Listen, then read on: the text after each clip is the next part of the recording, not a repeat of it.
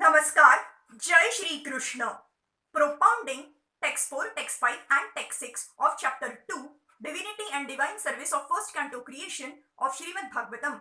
Text 4, Narayanam Namaskritya Naram Chaiva Narottamama Devim Saraswatim Vyasam Tato Jaya Mudir Yet. Before reciting this Srimad Bhagavatam, which is the very means of conquest, one should offer respectful obeisances unto the personality of Godhead Narayan, unto Nara-Narayan Rishi, the supermost human being, unto Mother Saraswati, the goddess of learning, and unto Srila Vyasadeva, the author. All the Vedic literatures and the Puranas are meant for conquering the darkest region of material existence. The living being is in the state of forgetfulness of his relation with God due to his being overly attracted to material sense gratification from time immemorial. His struggle for existence in the material world is perpetual, and it is not possible for him to get out of it by making plans. If he at all wants to conquer this perpetual struggle for existence, he must re-establish his eternal relation with God. And one who wants to adopt such remedial measures must take shelter of literatures such as the Vedas and the Puranas. Foolish people say that the Puranas have no connection with the Vedas. However, the Puranas are supplementary explanations of the Vedas intended for different types of men. All men are not equal. There are men who are conducted by the mode of goodness, others who are under the mode of passion, and others who are under the mode of ignorance. The Puranas are so divided that any class of men can take advantage of them and gradually regain their lost position and get out of the hard struggle for existence.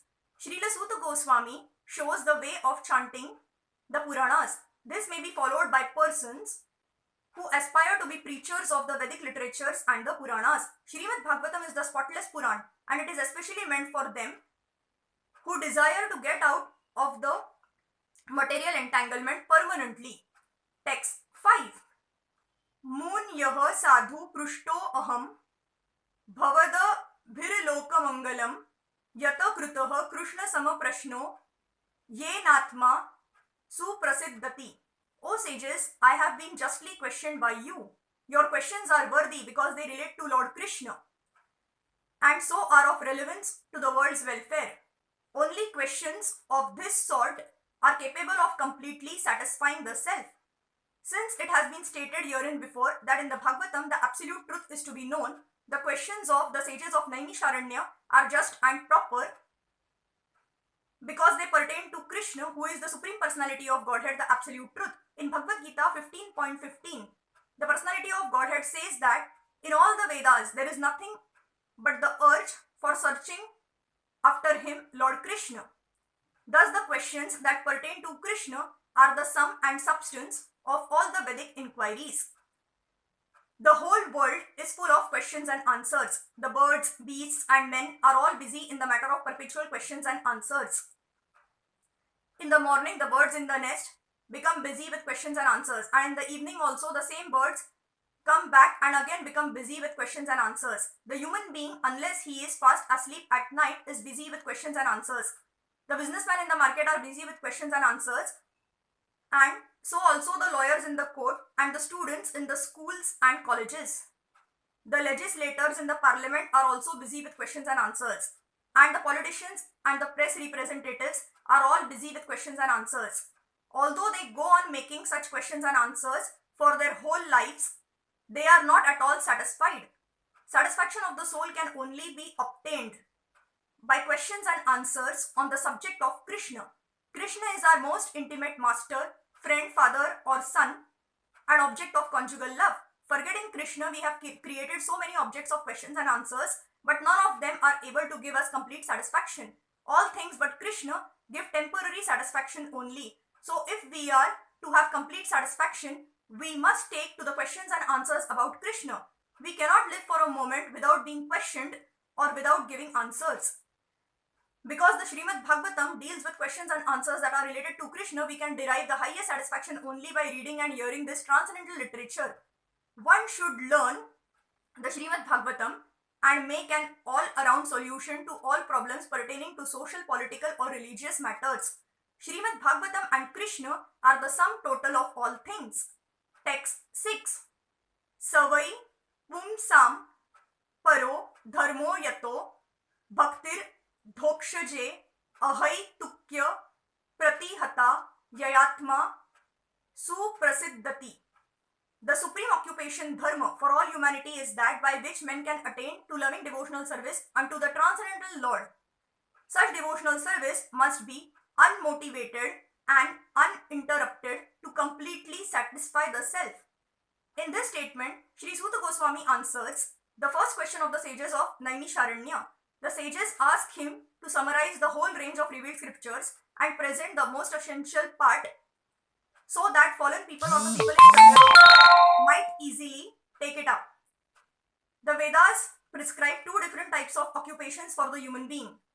One is called the Pravrutti Marga or the path of sense enjoyment, and the other is called the Nivrutti Marga or the path of renunciation. The path of enjoyment is inferior and the path of sacrifice for the supreme cause is superior. The material existence of the living being is the diseased condition of human life. Actual life is spiritual existence or Brahmabhut existence where life is eternal, blissful and full of knowledge. Material existence is temporary, illusory and full of miseries. There is no happiness at all. There is just the futile attempt to get rid of the miseries, and temporary cessation of misery is falsely called happiness.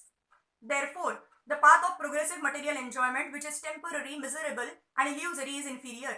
But devotional service to the Supreme Lord, which leads one to eternal, blissful and all cognizant life, is called the superior quality of occupation.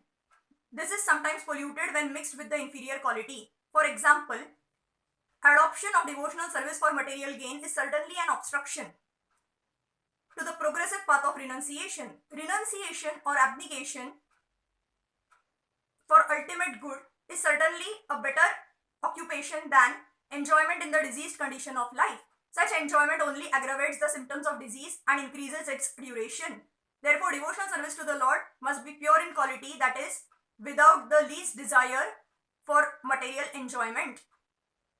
One should therefore accept the superior quality of occupation in the form of the devotional service to the Lord without any tinge of unnecessary desire, fruitive action and philosophical speculation. This alone can lead one to perpetual solace in his service. We have purposely denoted dharma as occupation because the root meaning of the word dharma is that which sustains one's existence. The living being's sustenance of existence is to coordinate his activities with his eternal relation with the Supreme Lord Krishna. Krishna is the central pivot of living beings and he is the all-attractive living entity or eternal form amongst all other living beings or eternal forms. Each and every living being has his eternal form in the spiritual existence, and Krishna is the eternal attraction for all of them. Krishna is the complete whole and everything else is his part and parcel. The relation is one of the servant and the served. It is transcendental and is completely distinct from our experience in material existence. This relation of servant and the served is the most congenial form of intimacy. One can realize it as devotional service progresses. Everyone should engage himself in that transcendental loving service of the Lord, even in the present conditional state of material existence. That will gradually give one the clue of actual life and please him to satisfy completely. Thank you.